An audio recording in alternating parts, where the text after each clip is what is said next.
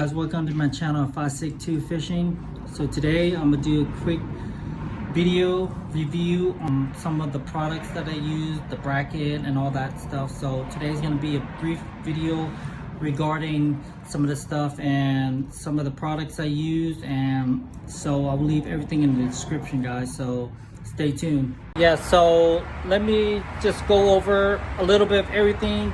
I don't want to spend the whole day, just go over some of the most important stuff, just some of the brief stuff like my equipment, my cleaning supplies and all that stuff. So I'm gonna do it real quick. So first thing is regarding the bracket right here, the mounting bracket from One Off Outdoor. First of all, shouts out to Dylan. He's the one who came up with this bracket. I have no complaints about it. Love it, sturdy, no complaints. But there is a couple of things that you guys do have to check up if you guys get one of these. It's like I've been riding with the trolling motor on, with the bracket on since I installed it last year. So a few pointers if you guys are planning on using this bracket and the trolling motor is to make sure you guys, maybe after a few months, 4 or 5 months, just try to go around and check your boats, right? All your boats right here, all the way around, guys. So check the boats, check your bolts right here for your trolling motor. Check these, make sure it's tight, right? So I did notice that when I'm out there in rough conditions, the Sea-Doo bounces around like this. So this screw has came unloose a little bit. It's because sometimes it's heavy in the wave, so this screw come a little unloose. So I just have to go in there and re-tighten it. Nothing major, but it's probably one of the key things that I suggest you do after a few months of using the trolling motor and the bracket, is to go around and just check every boat and just re-tighten it. Just re-tighten everything. This one I love because these two bolts right here, this U-bolt is permanently secure on here, so I know that a sense of mind that if one of these bolts come off right here, that this U-bolt will hold this whole bracket in place, so I feel very safe with this bracket. I don't know about the newer one, the Revolt one, because it's just 4 bolts up here. You don't get the U-bolt, so I don't know. I can't speak on that, but I could speak on my experience with this bracket. Very sturdy, guys. If you guys planning on trying to get a trolling motor and a bracket, check out One Off Outdoor. His name is Dylan. He sells amazing product. So I suggest you get in contact with him if you're planning on doing one of these setups. So yeah, so recheck all your bolts. If you see it a little loose, just tighten it. Don't over tight it, just hand tight it, guys, because sometimes the wave, everything comes a little bit unloose. So just re-tighten it. Just do a safety check every couple of months, just to be safe about it. But other than that, no complaints. Love this. The Lowrance. So I do want to talk about the Lowrance. So if you are new to putting a trolling motor on your Sea-Doo, make sure you guys go and test it out first. Don't go directly to rough ocean and just thinking that it's going to be okay, because this is a pretty strong trolling motor. So you can get yourself into a pickle if you don't know how to use the functionality of this and the functionality of the controller. You can get yourself into a pickle if you guys don't know the basic of using the trolling motor, because it's powerful, guys. So take your time and just spend a day, 2 days in calm waters inshore, just learning your trolling motor, guys. Learn your trolling motor before you guys go out there 20 miles out into the ocean, because you could find yourself in a pickle. Trust me.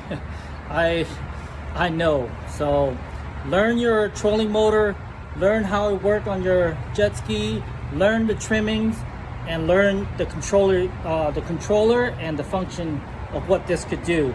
If you guys do that, it's the best thing ever. But take your time, don't rush to go out there 20-30 miles out in the ocean, because this motor, either it will make or break you. So please, other than that, it's been a beast. I love this trolling motor. It's the best thing ever, guys. So yeah, so another thing is some of the cleaning things. So when I go out and launch on my trailer, so this is my trailer right here. You know, I got the Z-Man trailer. So I don't like my trailer to be sitting in salt water that long. So I try to use the hose to rinse, you know, some of the wheels off right when I come off from taking my Sea-Doo out. So when I come back to park, I usually have like a water hose, but then it takes too much time. So then I did some research and I found this guy right here. So this is a portable just washer. I'll leave the description. So you charge it up, you know, USB charge, and then, you know, you push that button, turns blue. And so when I come to park my trailer in the parking lot after I launch my Sea-Doo, I just put a little salt off in here, you know, with some water, and I'll just spray it, guys. Let me give you an example. You know, quick little spray. Spray it off. You know, this thing, it's portable, lasts forever. So I just spray it. You know, spray my wheels. Spray it all over. You know, spray it. Yeah, this thing works great, guys. Look at it.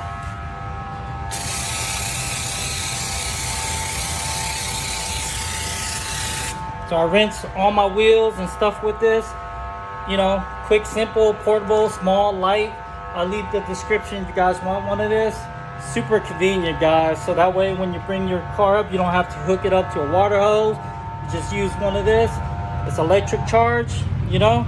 So I put a little salt off in there and just rinse my rims off, my tires, to get all the salt off of this. So yeah, that is save me a ton of time, and I'll feel secure of having my trailer sit in the parking lot without salt, you know. So salt is a killer for rust. So yeah, I'll leave the description for that one. And another thing is like after I clean up, after a day of fishing, I wash the whole Sea-Doo up, you know, and there'll be a lot of water in the Footwell just from all the soap water and the just the water alone. So I bought one of these, guys. So it's like a suction. It uses this.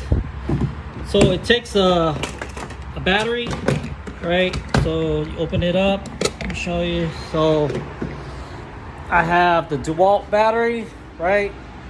Just put it in there, right? It's waterproof. Lock it.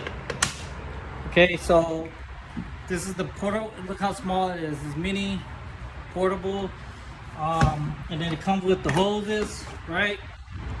The suction hose, and then you just comes with this suction right here. So what you do is you just clip it on here like that. So you got to use a suction. So let's just say my footwell is filled with water right here, up to here. My footwell's up to here, right? Full of water after I clean the Sea-Doo up. I'll just put this straight down like that, right? Straight down, and I turn the button on, and it starts suctioning. And the water will come out through this hole. Just leave it outside, and the water will shoot out. And it sucks all the water out within seconds, guys. I mean, I'll have the water up to here, right? And it will suck all the water off from the footwell within seconds. I'm talking about literally seconds. So saved me so much time from trying to use the hand pump, try to use the bilge pump to get all the water off in the footwell, because you guys know water will always be in the footwell no matter, you know, you try to, some people I see drive it down the ramp just to try to flush the water down, but there still will have water remaining. So this has been amazing. I used it 4 times already, and it saved me like about 5 minutes of trying to get all the water out from the footwell after I finished cleaning. So I'll leave a link in the description for these parts if you guys are looking to, you know, minimize your time after cleaning and everything, because a lot of people is waiting to clean their boats after too. So you want to get in and get out, you know. So whatever to save you time, I suggest you invest in trying to get it. Best thing ever for me. So I'll leave all the parts, everything that I review, in the description so you guys can look into it. Third thing I want to talk about is the electric reel, guys. The Penn electric reel. So I have the 30, right? The 30, and I also have the 50. So I have 2 of these electric reel. I've been using the 30 every time I go out for rock fishing. So this has been a beast, guys, but there is some cons to it, and I'm gonna go over it. But I'm gonna go over the pros first. The pro is the 5-speed setting. There's a 5-speed setting right here. So when it goes all the way, it hits bottom, I usually just move it to strike. There's a strike mode right there, and then I put this to, it was off, I turn it to on. So that means it locks the reel up. And so I always have my hand on this knob.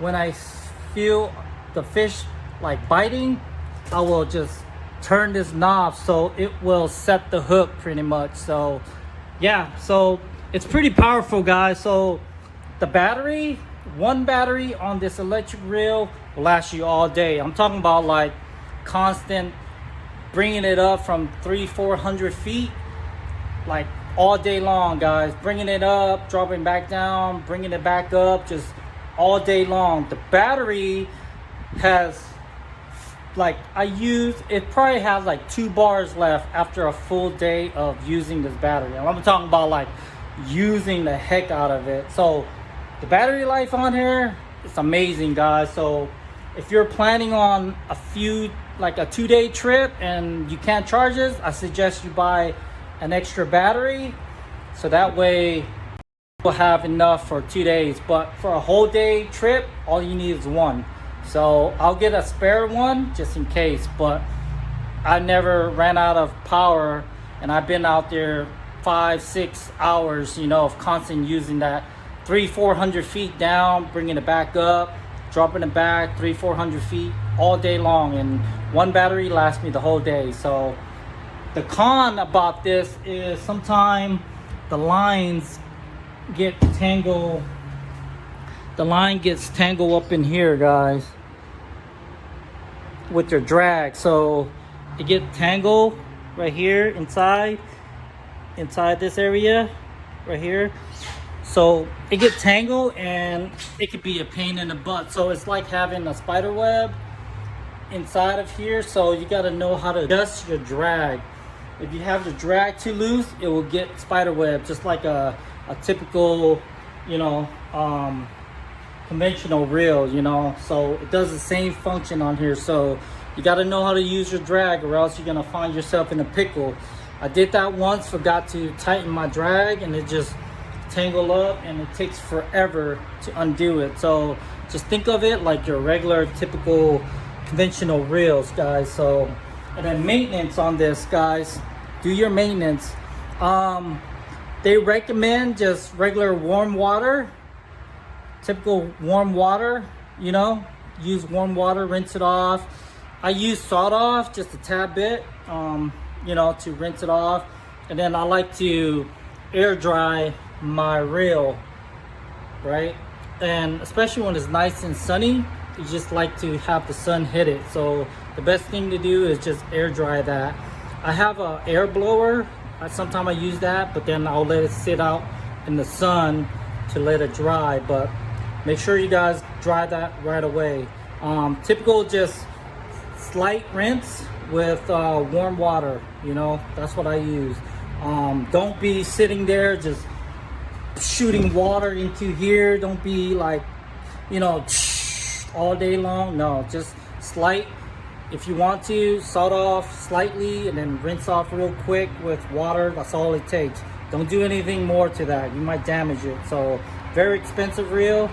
So yeah, if you guys looking to get one of these, I will leave the link in the description. So yeah, that's the 3 things I want to go over today. So hopefully helps you guys. There is more stuff I want to go over with you guys. But I'll do that some other time. You know, my ram mount and my Lowrance 10-inch. I will do a review on this in like a couple more trips, but so far held up. It's really nice. The ram mount suggestion came from One Off Outdoor, who came up with this bracket for your trolling motor. He's the one gave me that idea for this. So check out his page, oneoffoutdoor.com. I'll leave his link in the description also if you guys want to order one of this, or the Revolt one if you guys have like an Explorer or the new Apex, because they already have the rail built in, and he sells the Revolt that will just mount up here. My friend on one of the fishing trip, you guys check out my page, my YouTube channel, and see his setup. But so far he's been loving it, and he only had it, he took it out this last past Thursday was his second time taking the trolling motor out into the ocean, and so far he loves it. He was killing the fishing game out there with rockfish. But yeah guys, so if you have any questions regarding what I went over today, like a quick review on some of the products, DM me, hit me up on my page. I will answer you guys. And if you guys looking to do this setup, feel free to hit me up, guys. I will gladly share and my recommendation for you guys. But so far guys, fishing is getting good. We will be venturing off to, you know, further out, Gulf of Mexico, Santa Barbara, stuff like that, but the weather just need to get better, guys. So anyways, just want to do a quick little review. Thanks for watching, guys. If you have any questions, feel free to hit me up, guys. Thank you for tuning in. 562 Fishing. Peace.